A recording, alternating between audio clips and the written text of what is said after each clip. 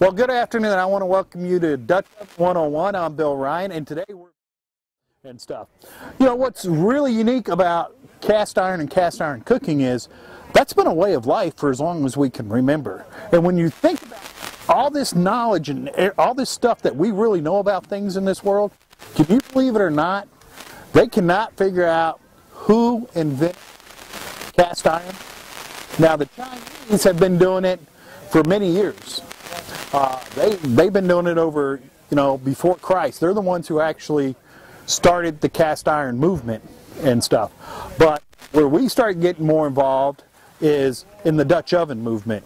And the reason they're called Dutch ovens is that the Dutch people are the ones that actually figured out how to make a sand mold and be able to use it over and over. Because the way they cast a Dutch oven is they would make a sand mold and then they would pour the molten iron down into it and let it harden, and then they would just dig out the sand and pull it out. Well, they're the ones that got very consistent at doing it. So that's the reason it became popular. Everybody just started calling them Dutch. And since they were used over an oven, at that time it was a fireplace and it had a hearth and you had a swing that you would swing in and out with that pot, and they used that as an oven, hence the name Dutch oven.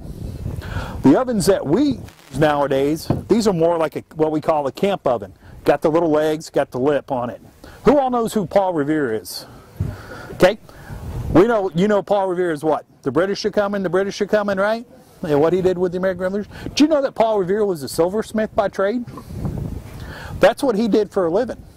And the story goes is he married a baker's daughter.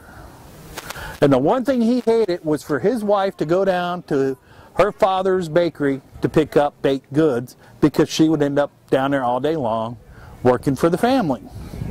So he decided, how could I make something for her if she didn't have to go down there to get the bread and stuff? So he came up with the idea of, hey, what if I put legs on a pot? So then you could just put heat underneath and control a little better. And then he realized, well, if we flange the lid a little bit, we could put coals up there and they won't roll off. So Paul Revere is actually credited with creating the modern day oven of the lip and of the legs. Now, there's many different brands of cast iron out there. There's brands that have been out there that who knows who they were made by. That goes all the way back to the Civil Wars, because a lot of times if you had a real good blacksmith in your town, they could make cast iron cookware.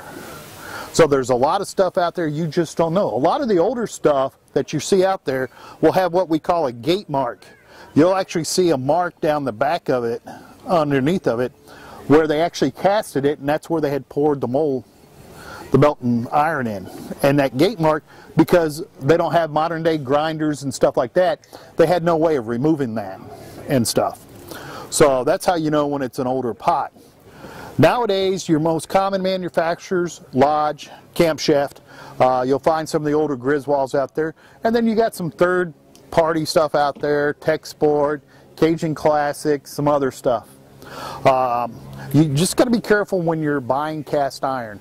If you're looking to buy a piece, or you're in a swap meet or something like that, or you're just walking through a thrift store and you see a cast iron pot up there and they say it's only 20 bucks, well, there might be a reason why it's 20 bucks. Okay? Because when you buy a Dutch oven, what you want to look at is you want to make sure, when you're looking at this rim here, that this rim all the way around is the same size. That thickness of this wall is exactly the same size. That comes in handy when you put coals under this. It's going to heat evenly. If one side is thicker than the other, then that thin side is going to get a whole lot hotter and you're going to burn your food on that side. Same way with the lid. You're looking at this lid is nice and round here, same diameter and the thickness of it, that when you put this lid on, there's very little movement, if at all. That's what you look for when you're buying a piece of cast iron. Now, like I said, if you go to places like Harbor Freight, stuff like that, you can buy a 12-inch oven in there for 20 bucks. You know, something similar to this. Now, what you're going to get, lid's a little loose. If we look at it, you can see it, it's real obvious. This is real thin, This is real thick down here. Okay. Also, this one has a flaw right here in the center where air got in the mold. I would never use this pot to begin with, but I most definitely wouldn't put heat on it, because air and heat expands, and because there's an air pocket in this casting, it's going to expand this metal and it'll blow the side of the pot out. But it's a good pot to show folks. Same way with the lid. It's not the same thickness all the way around. That this is not a pot you really want to buy and stuff. Not a good pot. So we'll just put him back over there. Don't worry about him.